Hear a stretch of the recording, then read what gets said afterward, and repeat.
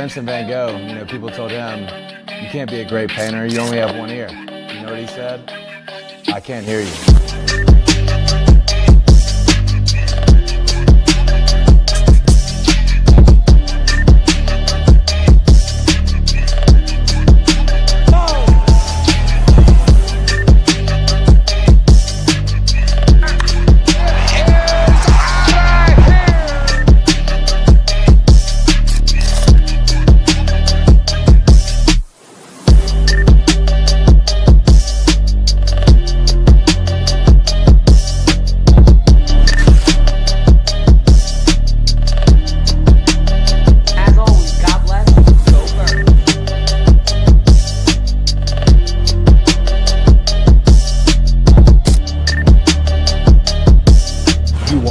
Listening to Sippin' Sports, a Philly sports talk morning show with KJ and Dalt. Proudly powered by 302 Birds.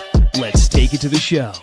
Good morning, people. Welcome to another episode of the Sippin' Sports podcast. Got Dalton and Broad on the mic, and there is a lot to dive into on this Saturday morning. Get your coffee, get your OJ if you got some. You're pulling a Smitty like me. You go out to McDonald's, you get an orange juice, biscuit, egg, and cheese. Life is good. But Broad, how are you feeling on this Saturday morning, bro? Good morning, Doc. Good morning, Philly. What's going on, everybody? Oh, man, 8-2, a lot of drama, a lot to get into. Sixers 9-6, Fly Guys doing a little business.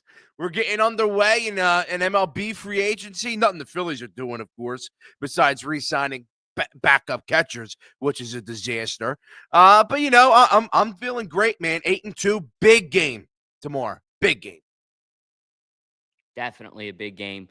But let's go ahead and preview this Sixers team. They got a game Thursday against the Bucks, a huge OT win. That's exciting. It's looking like VJ and Tyrese Maxey are really the new era for the Sixers.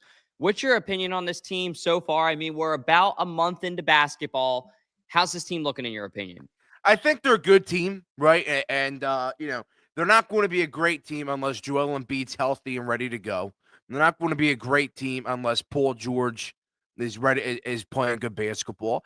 But what I've seen out of this team is they're young, they care, and it's just like a different kind of vibe. Because remember last year and years before, it was a slow pace, revolved around Joel Embiid, the whole nine. It wasn't like fun basketball to watch. You watch this team, they play fast, they play physical, they play good defense, they take good shots. Tyrese Maxey, and I've talked about for years how he's a star, but I was waiting for him to become a superstar and just turn on the burners and play lights out. And finally, you're seeing a MVP level Tyrese Maxey, a superstar Tyrese Maxey. The Sixers, the way that they played, they just played the back-to-back. You would have seen them lose the back-to-back because they come out flat, they come out slow. Tyrese Maxey's playing more minutes than anybody in the league, and he never looked like he lost a step throughout that entire game. Never looked like he lost a step. Playing out of his mind, dropped 54 points. Career high. So I love, this team is just a different era. I think they're playing fast. They're playing, and they're not going to really win anything, right? Like, I'm just throwing that out there. I've come to the realization they're not going to win a championship, and they're probably not going to go deep in the postseason. I'm not writing them off, but they're probably not going to. But I'll tell you this, though. They're a fun team to watch. And, the difference is, when you see these guys lose, it's like, whatever. We're still watching a fun brand. So I think that this is you're seeing what can be with this team. And you're seeing fun, you're seeing good, you're seeing electric basketball. You just have to see what they're eventually going to turn into, because Embiid's not healthy again. Well, of course. Paul George, he's just Paul George at this point. And Jared McCain's not 100% yet. So until we see all that, then you can really form opinions. But even with that, man, they're 9-6. They're definitely going to be like a 45-win basketball team or something. They're going to be decent. They're going to make the postseason. But I don't know, man. They're just a fun team to watch. Yeah, going to make the postseason. It'll be interesting to see what they can do. Yeah. Because I know I'm not the only Sixers fan out here that wants this team to take a step forward, wants this team to take a step up. The potential isn't just there, the talent's there too. right? And that's kind of the differentiator this year for our 76ers. When you have the talent and you have the team, there's really no excuse now. So the Sixers got to put it together. I think that they will put it together. I think that they will be good. And I think that this could honestly be kind of best case scenario for Embiid, right? Take some of the pressure off with two very talented young players that can be a superstar. That's when Embiid thrives, is when Embiid doesn't, like, Embiid is a superstar when he doesn't have to be the superstar, if that makes sense. When you take the pressure off Joel Embiid and you let him be kind of the second man up and do his thing, that's when he really shines and he is that MVP caliber player. I mean, I think one of his best seasons was the season that Jimmy Butler was here. And if it wasn't for that freaking shot, I think we would have won the NBA Finals that year. I agree with that. I do believe we would have won the finals that year. I think we were I just locked in, dude.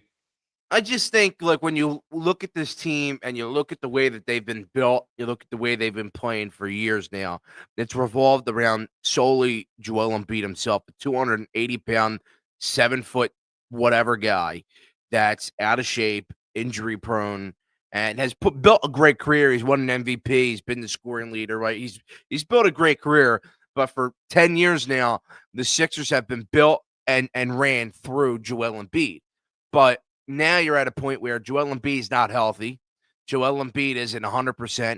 He can't keep himself on the court. He can't play back-to-backs. He's getting old. His knees aren't good enough anymore. And he's probably a little bit nervous to even, like, play 100% because he doesn't want to get hurt again. So all of those reasons, and then you have a superstar, Tyrese Maxey, who finally is stepping into the role. And you have VJ Edgecombe, who looks like he has potential to be a superstar.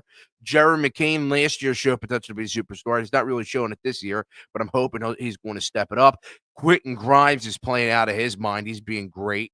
Kelly Oubre, when he's out there, is doing good things. Where, like, this team, and I'm going to say it, man, they're not going to win anything without Joel Embiid, but they could be good without Joel Embiid.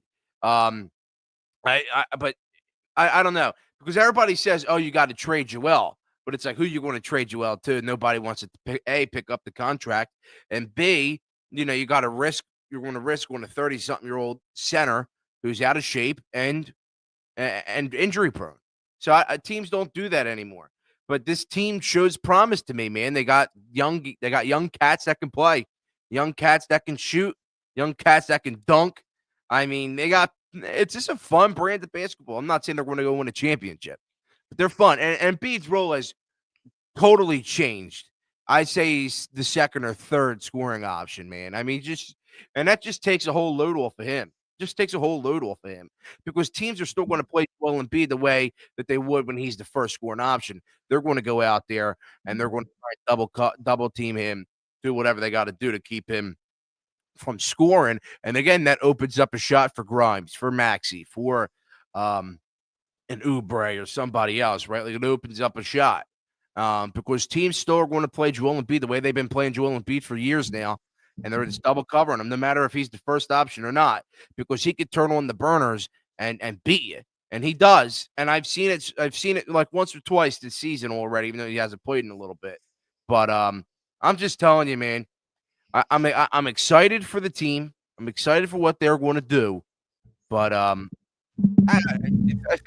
think people have to kind of lower their expectations of going into the postseason. I think you just got to let it ride, man. Sit back and enjoy the ride of a fun basketball team that we haven't seen in a long time in Philly. Well said. Well said. Well, I think that that's all we really got to say about the Sixers. Don't want to spend too much on this team. I really want to dive into this today. The topic this week that everybody's talking about: Derek Gunn, Deshaun Jackson. Dalton from 302 Birds is talking about it. I got excited. But Diane Rossini, right? Like, the list goes on. That apparently it isn't just locker room issues between Jalen Hurts and A.J. Brown. It's something more. Deshaun Jackson, I believe his wording was a QB situationship. Okay.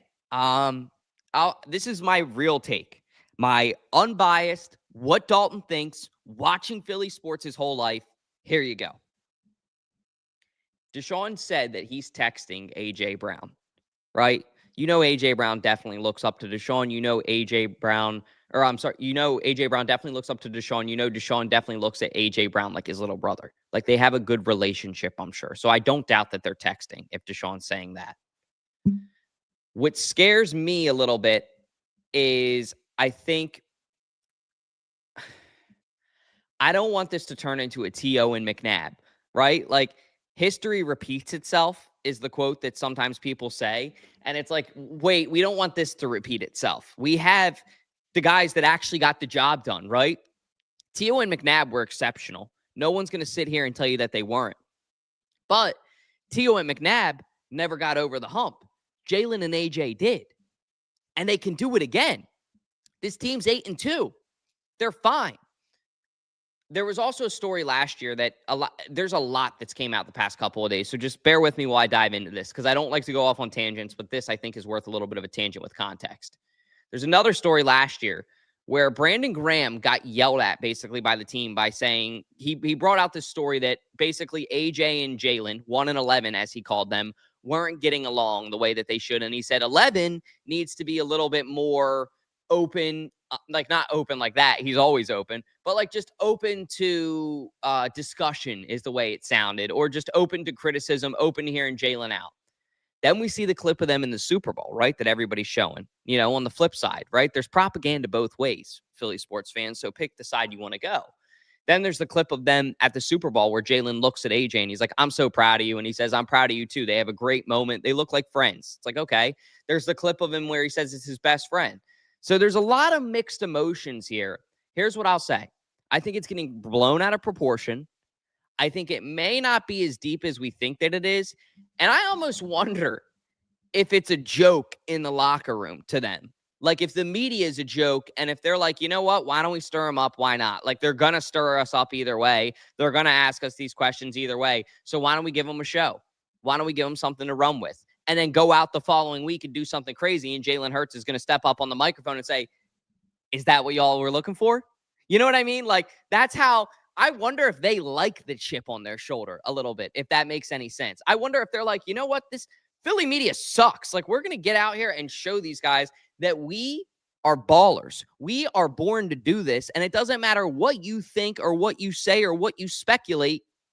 We're Jalen Hurts and AJ Brown, Super Bowl champions. And I know that the team doesn't like to say that, but it's true. They've accomplished things that not a lot of Eagles QB and wide receiver duos have. But I'll say this too. The throwing the Saquon Barkley under the bus, that's hard to defend. That one, it's like, dude, you didn't need to bring Saquon into that. That's just that's a red flag to me as far as accountability goes. I'm not going to sit here because here's the reason, Broad. If a fourth string wide receiver was saying that shit, are you going to tell me that you and I would be sitting here calm right now?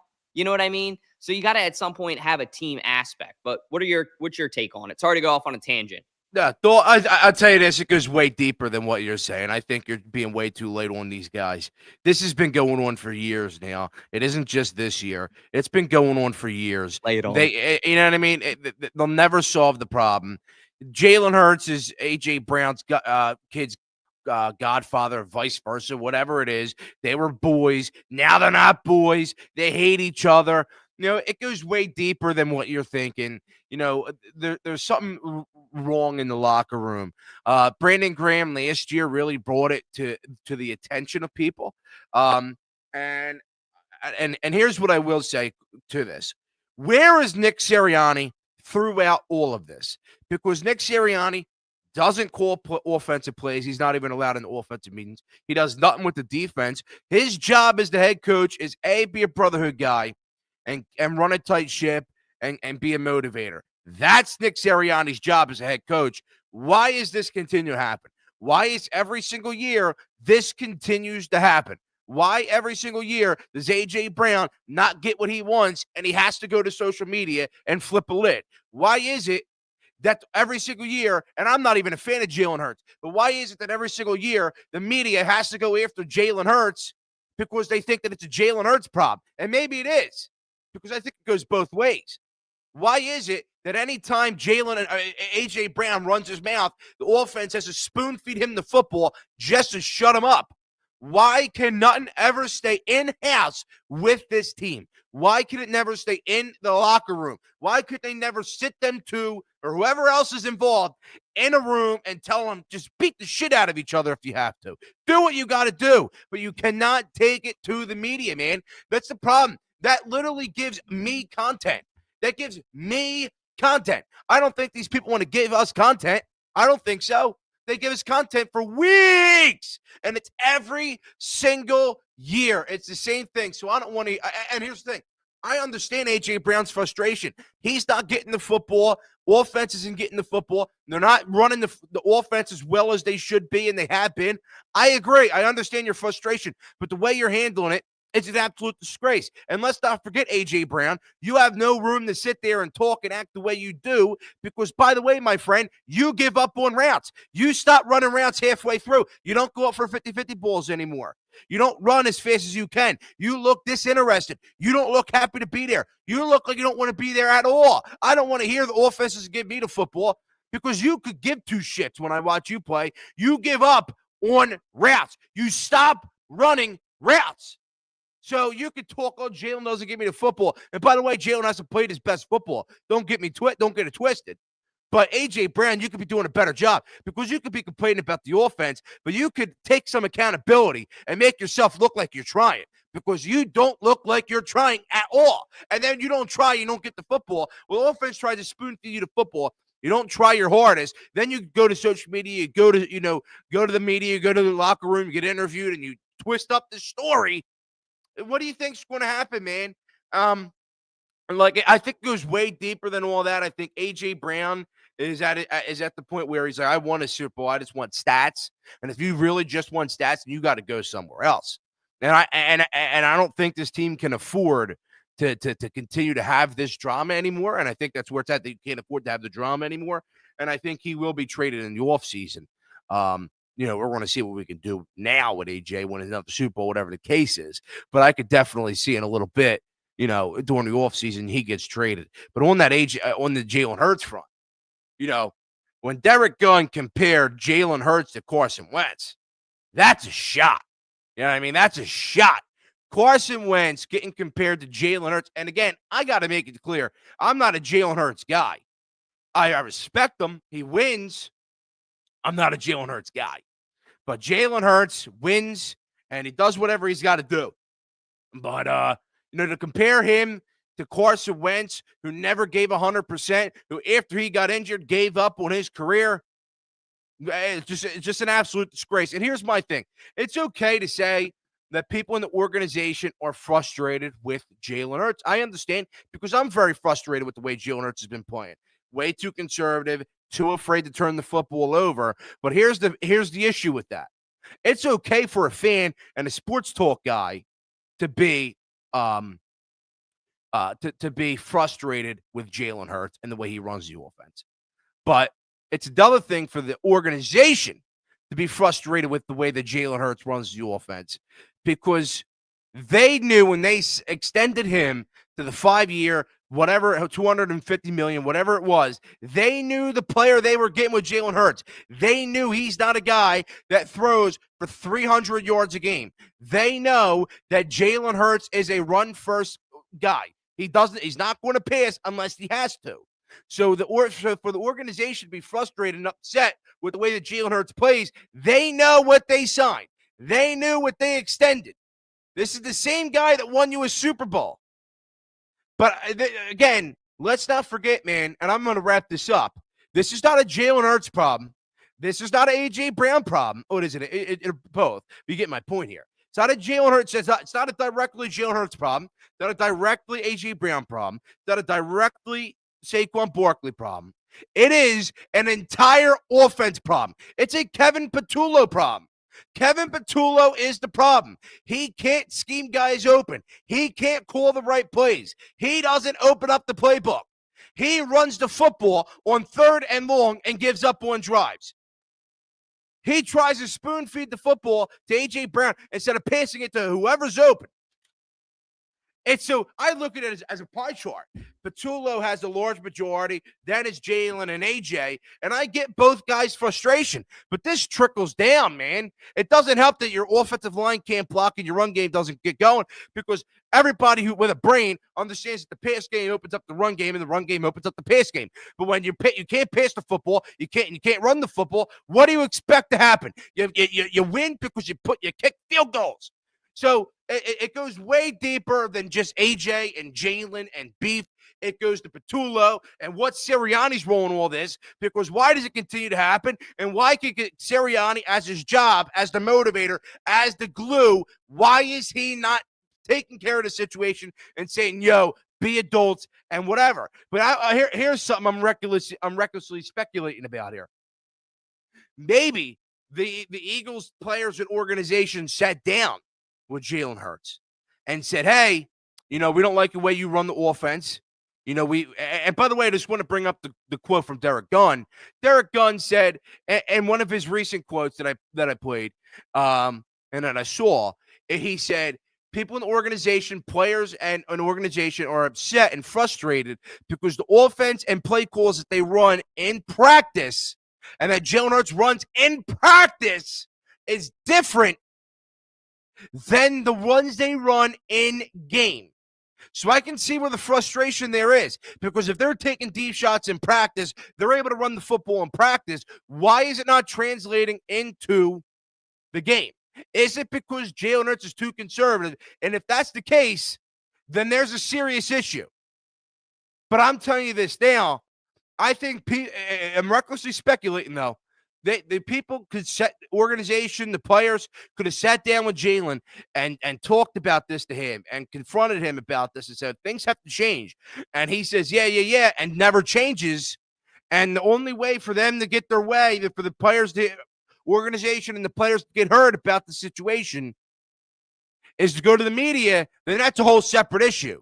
Because we talk about, well, A.J. Brown's an issue, but maybe Jalen Hurts is an issue. Maybe they're both not necessarily, maybe they're both the issue, but they're not really the full issue. Maybe it's Kevin Patullo. We don't know.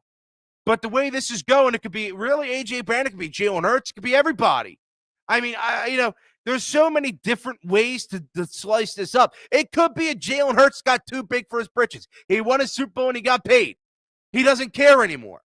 Maybe it's A.J. Brown. He just wants the stats. I don't know. But whatever the freaking case is, the offense isn't good enough, and we're not going to win another Super Bowl if we cannot run a competent offense. And that falls on Patullo. And I want to know what the hell Nick Sirianni's role in all this, because why is this not being calmed down? Yeah, we're not in the locker room. Beautifully said. Beautifully said. Like, we're podcasters, number one. But even number two, right? Like, let's talk about some of the big dogs out there. And much respect to WIP, Fox 29, 6ABC, the media outlets that are out there. They're not even in the locker room either at the end of the day. Nobody's in that. Like, that's why I agree with you, dude. When it comes to this kind of stuff, when it comes to locker room issues, it's like relationships or like family matters or legal matters or anything that's sensitive information, right? Financial information. Don't air that shit out. How many times do we have to say it? Don't air that shit out. It should be common sense, honestly, in my opinion. So it's a little bit frustrating to me that it's like, this isn't the first incident with A.J. Brown. There was a video that I made in the offseason that I got a ton of hate for saying that maybe we should trade A.J. Brown. And I didn't even say we should. I just said, maybe we should consider it because of his age, highest value, all those things like factored in at the end of the day. But I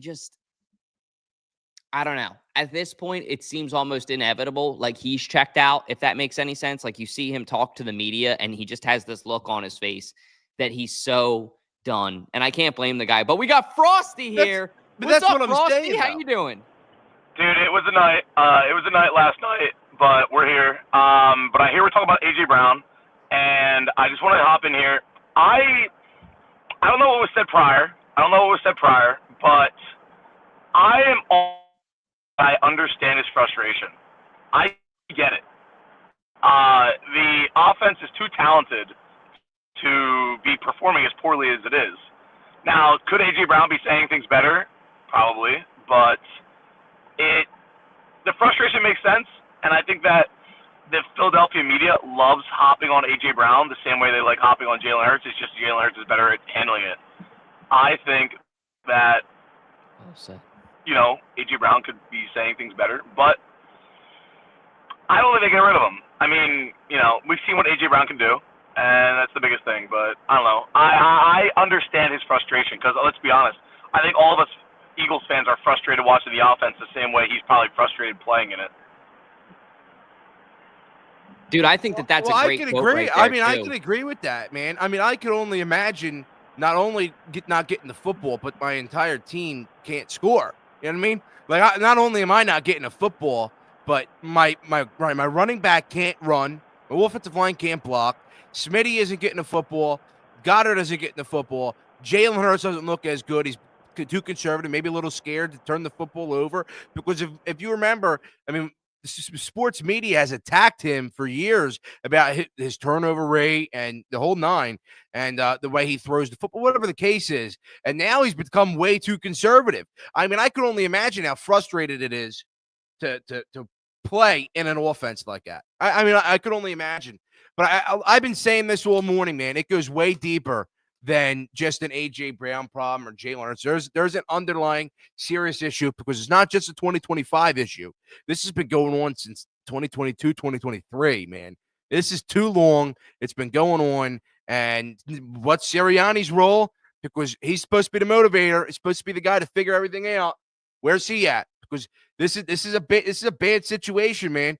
This is heading towards a breakup, and a breakup that shouldn't be happening.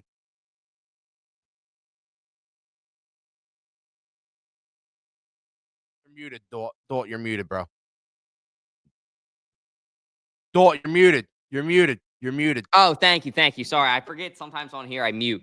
But I want to say thank you to Frosty for joining. That was a great quote right there. I wanted to highlight that AJ and Jalen probably get the same amount of media, like micro focus, right? Like where they're helicopter media, they're up your ass, they're concerned, they're this, they're that, all these things. Jalen is just more equipped for it. Like whether it be, the Chinese fortune cookie isms or however you want to say it, he's always got like a quote prepared for the media. Like I said earlier in the show, is that what y'all wanted? Like, damn well he was in the mirror the night before practicing that shit, being like, is that what y'all wanted? Nah.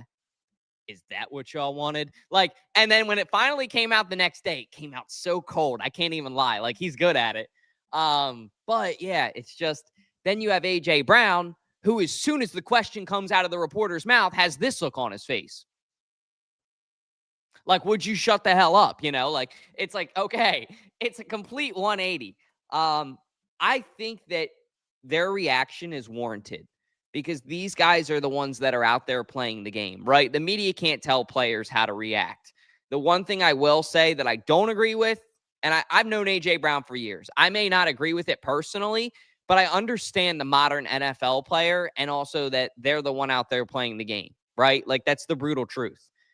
The thing I will say I disagree with, and I would tell AJ if I was a coach, don't bring your teammates into this. Don't drag Saquon Barkley down, because like, even if Saquon takes that the right way, as he should, like he's not doing what he's supposed to be doing this year. And I think all the players are probably frustrated at the offense. It's just going to probably stir the pot a little bit more. And Saquon's going to hear that quote and go, well, what's that supposed to mean? You know what I mean? Like, I feel like there's no positive way that quote can be taken, if that makes any sense. So in my opinion, as a businessman, as a teammate, as a professional, why say it, right? Like, why bring yourself into that drama? And I think A.J. Brown is one of the most talented, if not the most talented wideout in the NFL.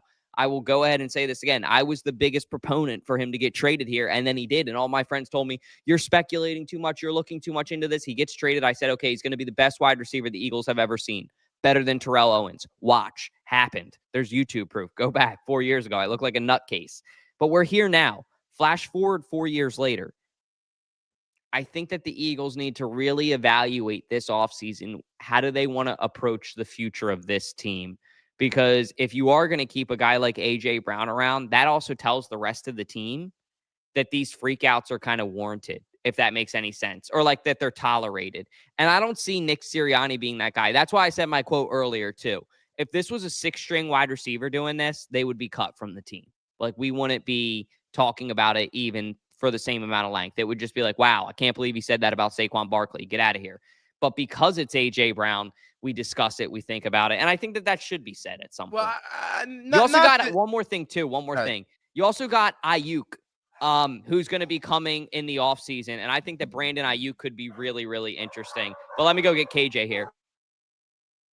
I'm going to tell you this, though. I'm going to tell you this, in all honesty.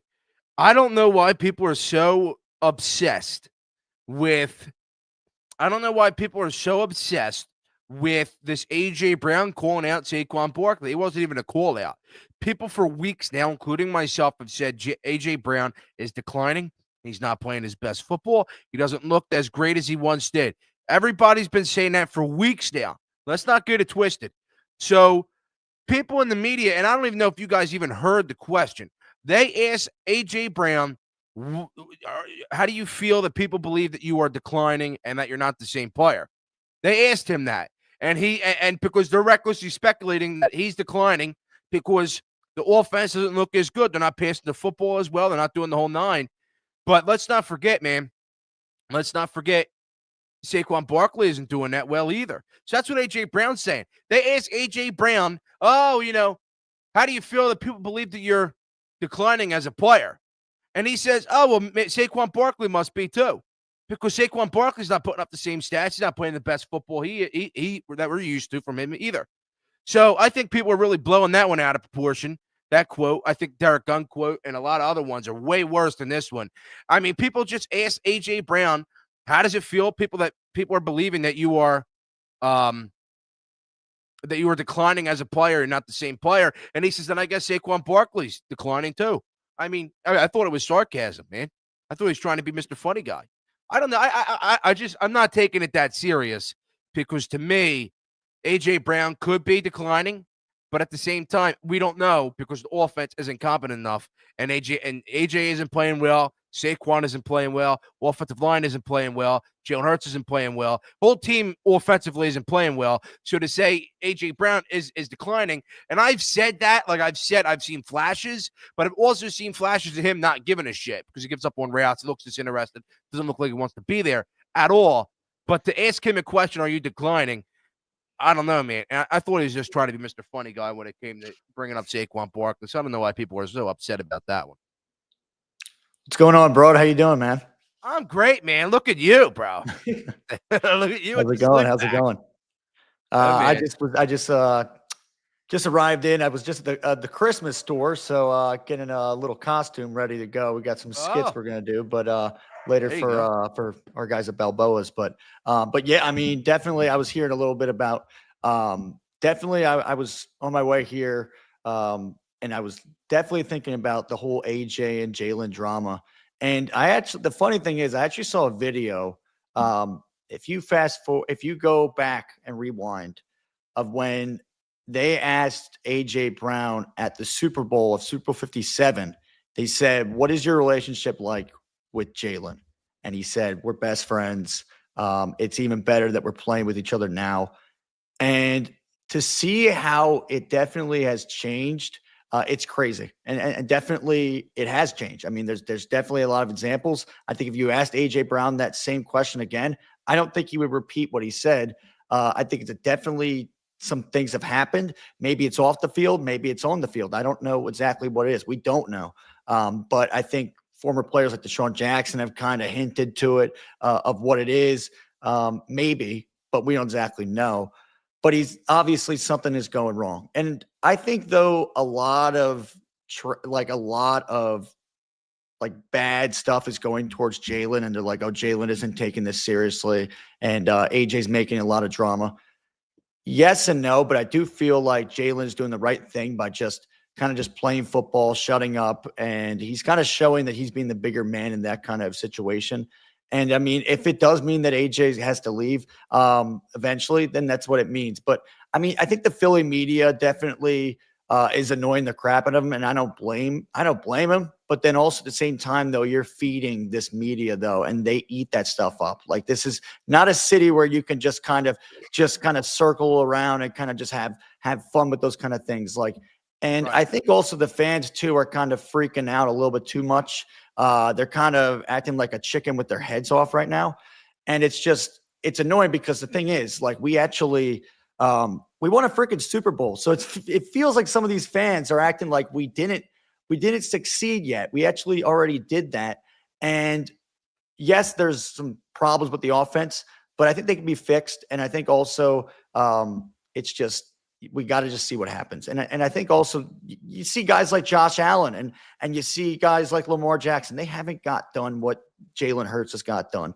And yes, maybe they are in the rankings better than him. Well, they don't have the same team. I mean, Josh Allen definitely doesn't have the same team that he doesn't have the same team. Yeah, exactly. And I think if he did, it would be a little different, of course. But I think a lot of what's going on and a lot of the Philly fans, I mean, and not including myself, but I've kind of been really cautious about this and really trying to really get the right information and try and not freak out like a lot of people are doing. So to be honest with you, Broad, I'm kind of tired of a lot of people freaking out, and I'm tired of hearing on the radio of a whole 24/7 scenario about freaking AJ Brown and how he doesn't want to be here. I mean, he does want to be here.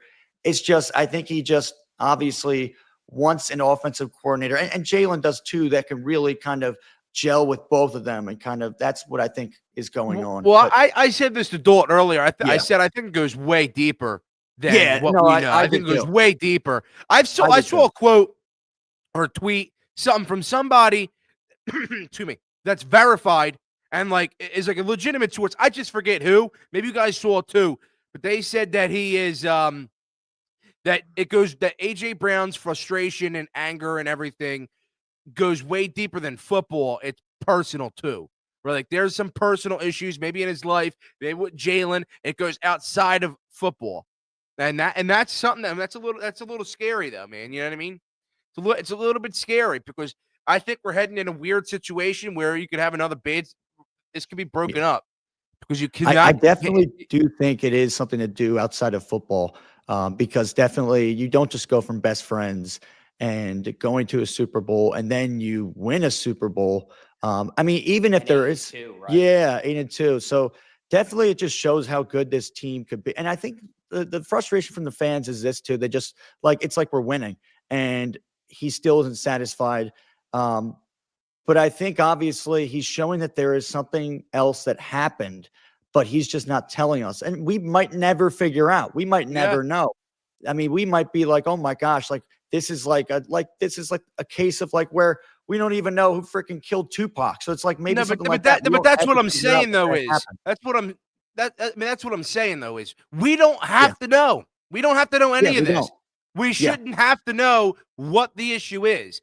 Whatever the situation is, whether it's outside of football, Jalen cheated on your girl. I got with your girl. I don't know, man. Whatever the issue is, right? Like you have to handle that with him. Don't bring that to the media, right? Like this has been going on not only this year, but it's been going on for years now. So it goes way deeper than anything we'd ever know.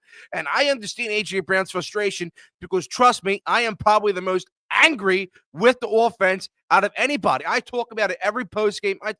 It is just like you could talk. You don't have to watch a game. You just know that the offense is going to be piss poor. I mean, it's just such a talking point at this point, right? Like, I understand his frustration. I understand his frustration. I understand Jalen's frustration. I understand the players on the offensive side of the football that is frustrated the way that they're playing. But the way that they handle it, it's not good enough. And it has to be handled. And that's why I continue to say, and I said this to Dole earlier, hey, what? Sirianni's rolling all this because he's not an offensive play caller. He can't sit in the offensive meetings. He doesn't do anything with the defense. His job as head coach is the motivator, the glue, the brotherhood guy, the locker room guy. But why is every single year this gets out? Why did last year that Brandon Graham go to WIP and say what he had to say? Why does he allow AJ Brown consistently to do what he's got to do? And I think AJ Brown handles it's a disaster. I think Jalen Hurts has tried his best to kind of like level it back down to earth, but AJ Brown continues to bring it like back up. And I said this earlier, I think people have tried to voice their frustrations quietly in a room where people have no idea to Jalen and say, yo, you got to be different. No more conservative. Like, this has to change. And probably Petulo was in there too. Like, this shit has to change, man. Like, why are you being like this? And Jalen's like, okay. And then never fixes it. And then this is their way of trying to get it resolved. I mean, that's reckless to speculate, but you got to think about that, man. Like, if I'm a teammate, and maybe AJ thinks differently, but I'm going to the teammate first. And I'm saying, I don't like the way you handle this. I don't like the way you sit in the pocket for 3 seconds when you're getting rushed by 3 guys and think you're getting rushed by 5. It's a little, you know what I mean? And you don't throw the football, right? So, and the way you're too conservative, you don't want to rip it, because I've seen Jalen Hurts, and I'm not, like I've been saying, I'm not the biggest fan, but I've seen him rip it deep, and he could do it. But the fact that he's a little nervous to do it, man. So I think they've had quiet conversations with him, and it doesn't work. He doesn't fix it, and then you got to go somewhere else. And I tell you what, Philly sports media, like myself, like you guys, like everybody else, we're going to talk about this for weeks until it's fixed. Yeah. And we're going to make sure Jalen understands you can't play like this, and it has to be better. But like I've been saying, I'm gonna wrap it up. But it goes deeper than just Jalen. It goes deeper than just AJ. Petulo's definitely involved. Like, there's some serious issues there. Yeah.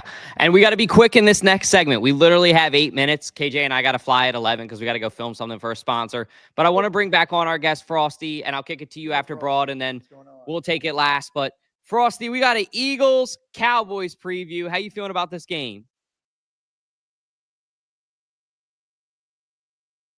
Oh, no, the internet's lagged out. Is that just me? I'll let you take it first while we wait to see if the connection comes back. Go ahead, Broad. All right, I'll tell you this. I think it's a trap game. I've been saying it all along. I mean, I can believe that the Eagles are going to. I think the Eagles are going to win, whether it's by 3 or whatever the case is. But to me, I strongly believe that this is a trap game. Eagles are without Lane Johnson. They're 12-23 without Lane Johnson. Dak Prescott has never lost at home to an NFC East team since 2017. So there's a lot of things going wrong in the Eagles' way.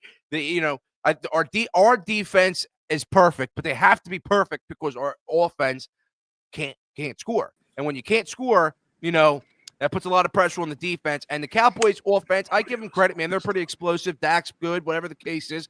They're going to try and do whatever they have to do. Defense has to, I mean, our defense is great. I'm not throwing any shade at them, but they have to be perfect because our offense doesn't do what they have to do to be able to win, to be able to score, to be able to put up points. And this Dallas defense isn't as bad as they were earlier in the year. They're getting better. They got Quinn Williams getting a little bit better. So I think this is a trap game. I'm nervous with the offense. I don't know, man. I don't have a good feeling about this one. But if the Eagles do win, I think it'll be a close one. Yeah, I think so too. I'll go ahead and take it next. Yeah, I think that the Eagles are going to come out, win this game. I think it's going to be a closer game than people think. I'll say 27-21 Birds, and I think that A.J. Brown does find the end zone. I hope to put some silence on some of this drama. What do you got, Mac? Pretty much very similar score. I think I said it on Wednesday. I think my score was 28-21.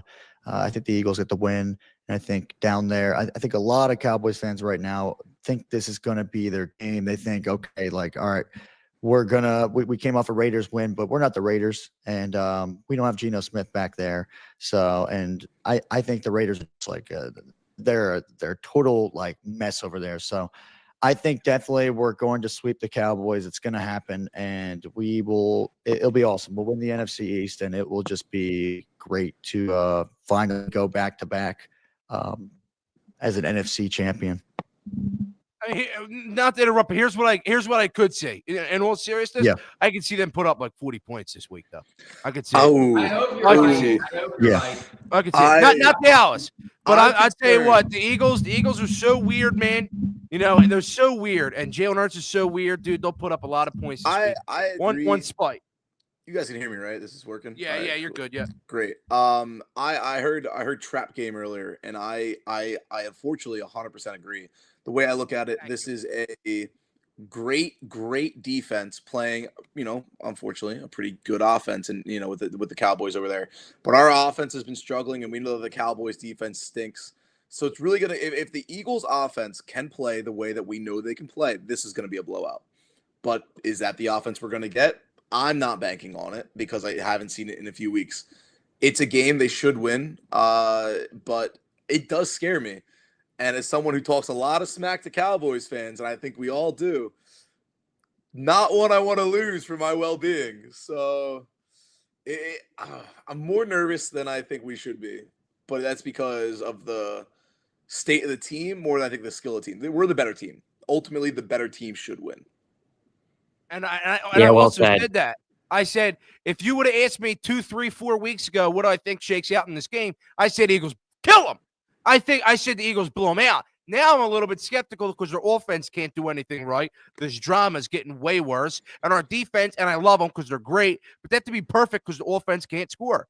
So I'm just a little. I think it's a trap game. Just because it's right in between, right after the Packers-Lions game and right before the Bears short week game, man. It got that trap game feel.